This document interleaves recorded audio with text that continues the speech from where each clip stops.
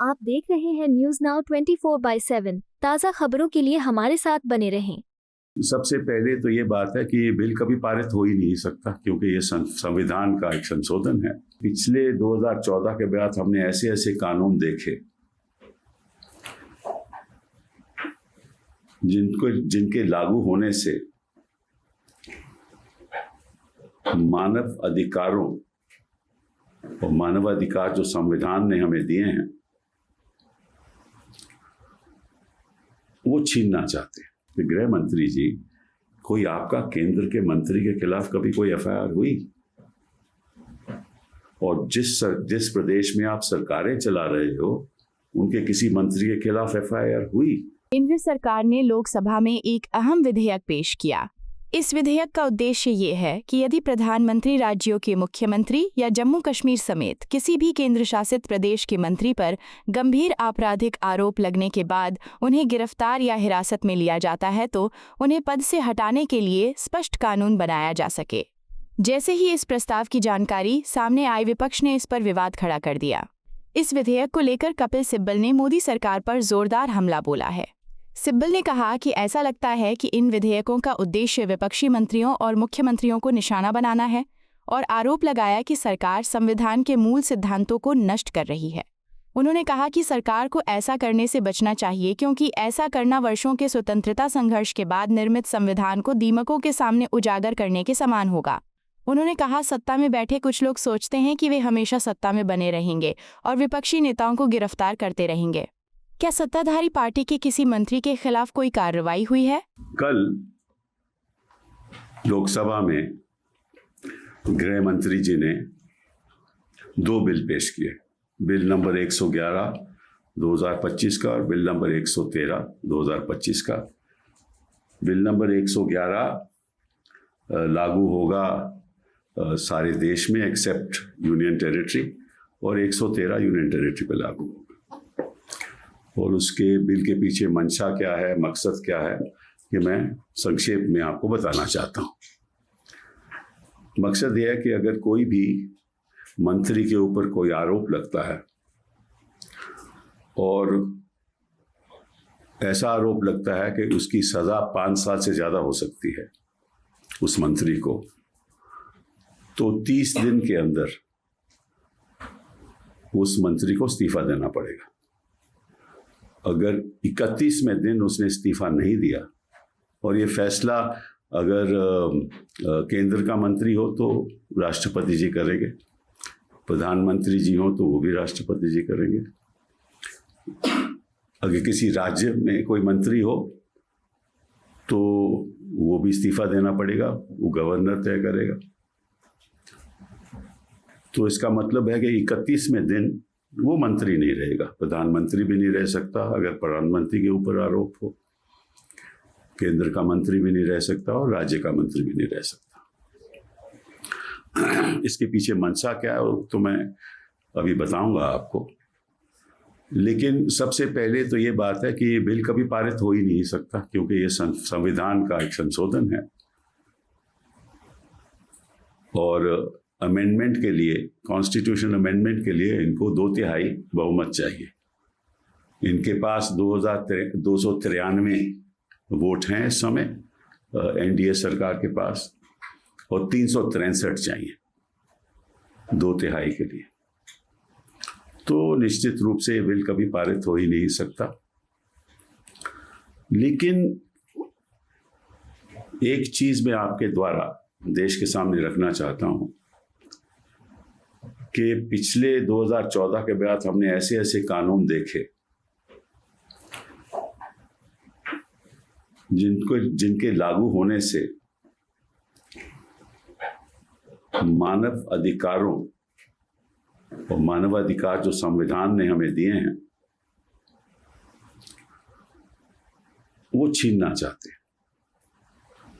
ऐसे कानून संविधान में और संविधान को और संविधान के ढांचे को दीमक लगाते हैं। और आपको मालूम है कि दीमक का नतीजा क्या होता है? अच्छा खासा ढांचा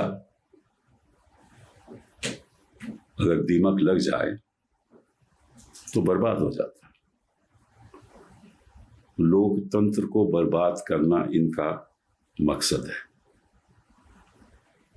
हम ये देखा जिस तरह से बिहार में SIR को लागू इन्होंने किया और जिस तरह से वोटर लिस्ट बन रही है, जिस तरह से लाखों के नाम कटे जा रहे हैं, जिस तरह से कोई एडिशन नहीं हो रही, जिस तरह से BLO काम कर रहे हैं, जिस तरह से इन्यूमरेशन फॉर्म भरे जा रहे हैं बिना कोई दस्तावेज के और अपलोड किए जा रहे हैं, और BLO कह रहे हैं कि BDO के आदेश हैं, वो भी वोटर लिस्ट में दिमक लगाना है। अगर वो ही तो ढांचा है जिसके आधार पे लोकतंत्र चलता है, वोटर लिस्ट को दिमक लग जाए तो इलेक्शन होगा कैसे?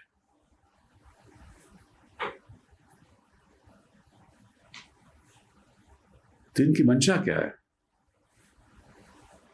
आपको मालूम है कि भाई जैसे ही कोई FIR होती है तो मंत्री के खिलाफ होती है तो तुरंत या तो CBI उसको गिरफ्तार कर देती है, और CBI अगर न भी गिरफ्तार करे तो उसी बीच ED PML के अंतर्गत उसको गिरफ्तार कर देती है।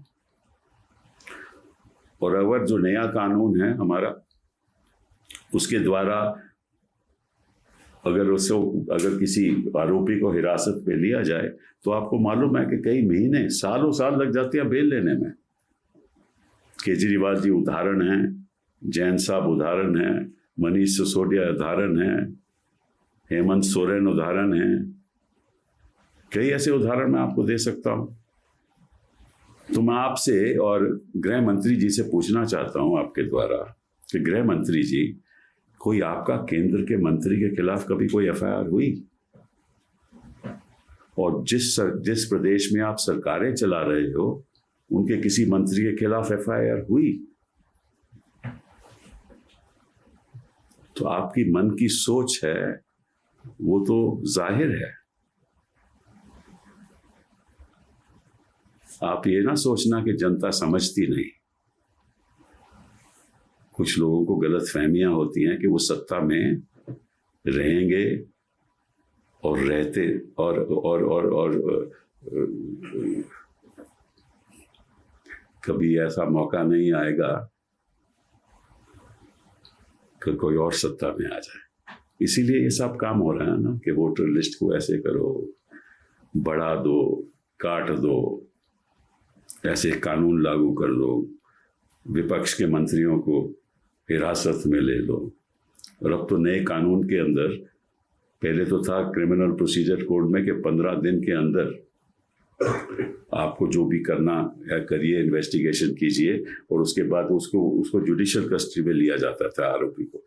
अब तो इस कानून के अंतर्गत तो जो 15 दिन है ना, वो किसी 90 दिन तक या 60 दिन तक आप उसको हिरासत में ले सकते हो। मतलब कि 2 दिन, अब 4 दिन, बाद में 15 दिन, ऐसे एक्सपैंड हो जाते हैं।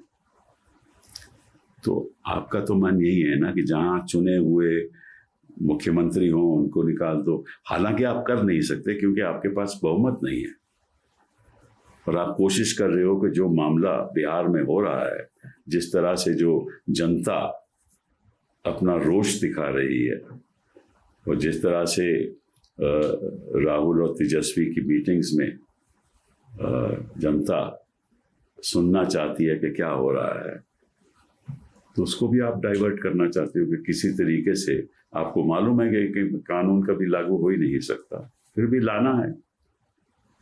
तो मैं तो आपसे आग्रह करूंगा कि संविधान हम सबके लिए है, आपके लिए भी है, हमारे लिए भी है।